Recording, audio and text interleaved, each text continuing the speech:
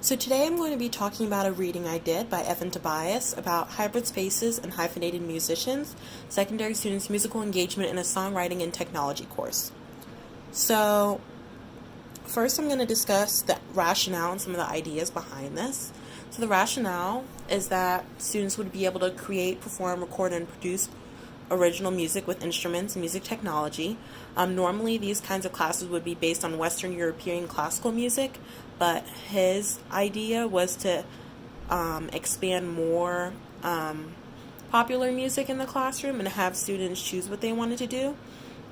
And it was found that a lot of principals desire an increase in courses that expand the traditional large ensemble so that it's not always just choir, band, or orchestra or guitar, but there's something different that a larger set of students in the high school would be able to experience, not just the ones that want to play an instrument, but ones that maybe want to learn to record or mix music or do something like that. So the method that he worked on was being able to have this course focus on developing knowledge and skills needed to be able to record, mix, and produce their own original songs while focusing on the live sound recording and the production. So the kids that he did this study on were all required to do the different parts of this and learn how to do the different skills required to record, mix, and produce their own songs for them to write. And then this goes into participatory culture because since the students were creating their music in a group and getting feedback from one another and creating remixes and creating their own lyrics and sharing their music with one another, this shows how participatory culture is relevant to this idea that he was trying to get from creating this course. So now I'm going to go into some of the different roles that he wanted to present in the study. So he explained what the songwriters did, the performers, sound engineers, recordists, mix engineers, and producers. So then first we're going to start with the songwriters. The songwriters were mostly required to create the lyrics for the song and then maybe come up with a chord progression.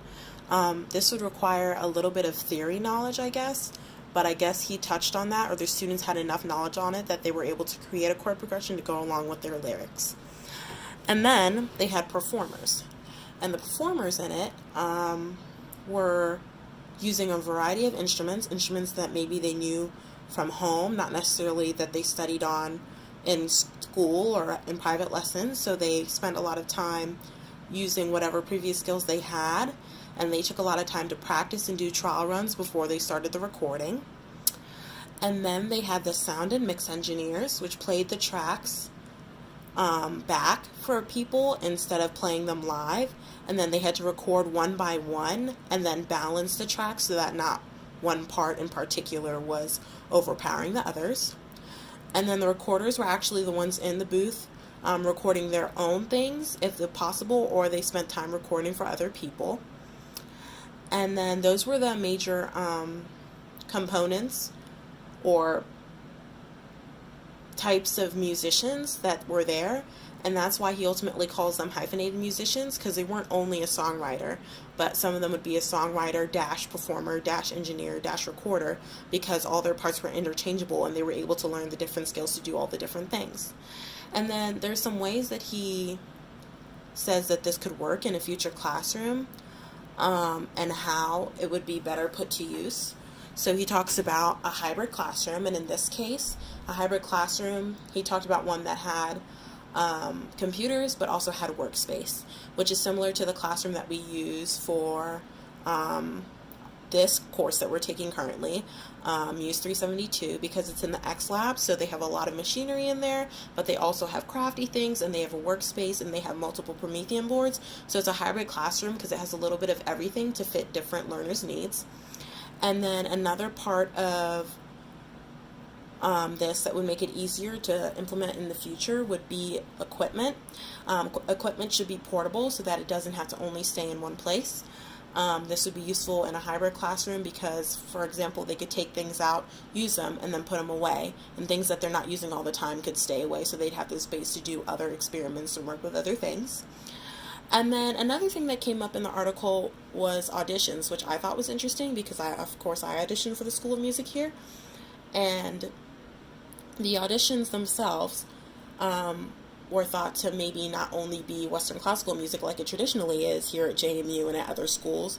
but also have other options for them to auditions on. So, for example, maybe you don't have to play a specific instrument on a classical aria or whatever it may be, but you can present something that you've mixed or recorded, or show your skills on mixing and recording, so that everything is not dependent on performance, and you can give a chance for those people more interested in the makeup of music and technology a chance to be able to let their time shine through and get to learn in a music institution like this. So that's what I got out of the Hybridity homework, and hopefully